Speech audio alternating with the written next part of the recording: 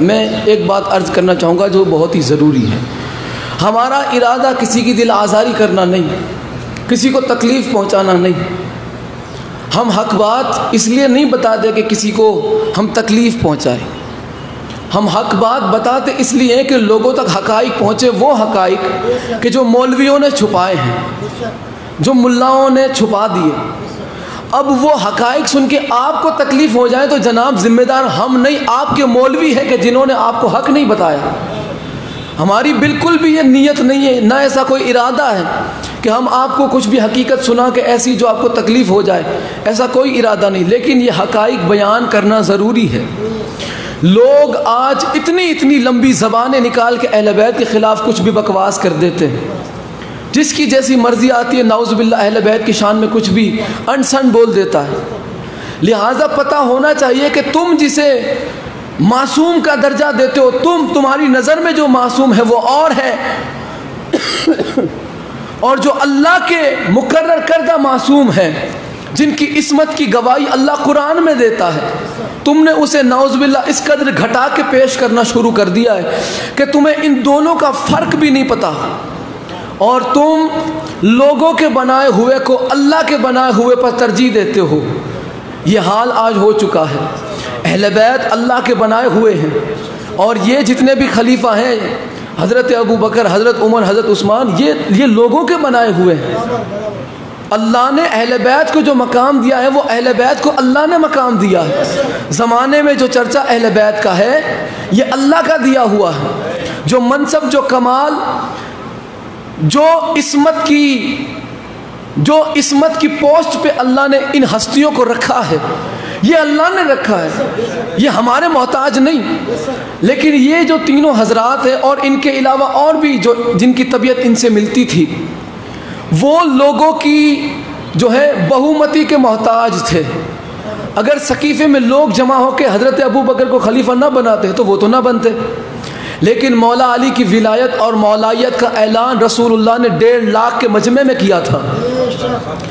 اب آپ کے مقدر کی بات ہے، اب ہمارے مقدر کی بات ہے۔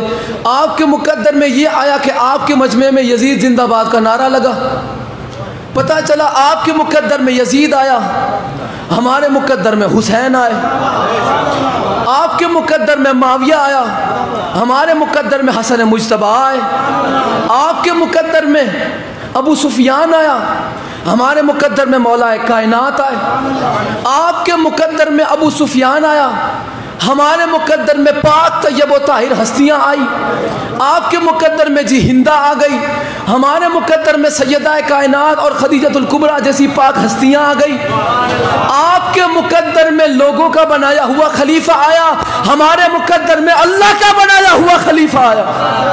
یہ فرق ہے۔ حیدری، آپ کے مقدر میں لوگوں کا بنایا ہوا خلیفہ آیا، ہمارے مقدر میں اللہ کا بنایا ہوا خلیفہ۔ آپ کے مقدر میں حجرے میں بنایا ہوا خلیفہ آیا، ہمارے مقدر میں غدیر کے میدان میں بنایا ہوا خلیفہ آیا۔ آپ کے مقدر میں حضرت عمر کا اعلان کیا ہوا خلیفہ آیا، ہمارے مقدر میں رسول اللہ کا اعلان کیا ہوا خلیفہ آیا۔ تو یہ فرق ہے۔ اللہ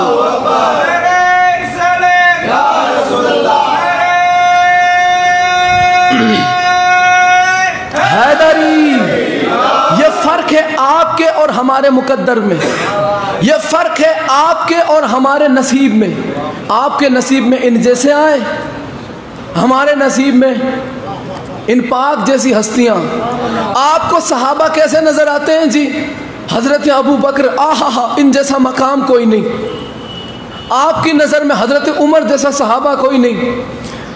آپ کے مقدر میں یہ حضرات آئے، اگر صحابہ کی لسٹ چیک کریں، آپ کے مقدر میں اگر حضرت ابو بکر ہے، ہمارے مقدر میں جناب سلمان جیسی عظیم ہستی ہے۔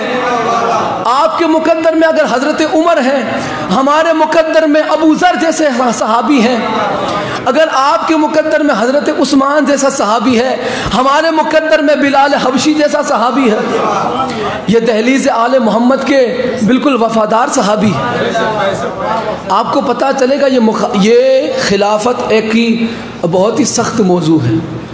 یہ کسی کا دل دکھانے کے لیے موضوع بیان نہیں کیا جا رہا، لہٰذا ہم کبھی بھی کسی صحابہ کے مخالف نہ تھے، نہ ہیں، نہ کبھی ہوں گے۔ ہم بلکہ اس پہ لعنت کرتے ہیں جو صحابہ رسول، سچے صحابہ رسول کی مخالفت کرے۔ ہم تو خود مذہب شیعہ خود اس پہ لعنت کرتا ہے، لیکن ایک یاد رکھنا اصول ہے ہمارے یہاں، ہم کبھی صحابہ کو برا نہیں کہتے اور برے کو کبھی صحابی نہیں کہتے، بس ہمارے یہاں اصول ہے۔ لہٰذا آپ کو میں آپ کی کتاب سے بتاؤں گا کہ بھائی کون اچھا تھا کون برا تھا، بس یہی چیز، یہی فرق آپ کو آپ کے مولویوں نے نہیں بتائی، اور یہ قصور ہمارا ہے کہ ہم آپ کو وہ حقیقت بتا دیتے ہیں اور وہ تانے ہم سننے کو تیار ہے۔ اگر یہ حقائق بیان کرنے کے بعد کوئی ہمیں کہتا ہے گمراہ، قبول ہے۔ اگر حقائق بیان کرنے کی وجہ سے لوگ ہمیں کہتے ہیں لعنتی، قبول ہے۔ لیکن اتنا فیصلہ تو کرو جناب کہ اگر ہم بتانے سے لعنتی ہو جاتے ہیں، لکھنے والا ہم سے بڑا لعنتی ہو جائے گا۔ تو لہٰذا یہ سارا بوجھ ہم پہ نہ ڈالیں، ذرا سا بوجھ ہلکا کر کے ان کے کندھوں پر بھی ڈالیں جنہوں نے لکھا ہے۔ اگر انہوں نے لکھا ہے تو کچھ سوچ سمجھ کے لکھا ہوگا، اگر لکھا ہے تو پھر ہم پڑھ دیں گے، لکھا ہے تو ہم پڑھ دیں گے، اور جب ہم پڑھیں گے تو جناب آپ کو سننا پڑے گا، کیونکہ یہ کتابیں آپ کی ہے، ہم نے ہماری کتابیں تو ابھی کھولی بھی نہیں۔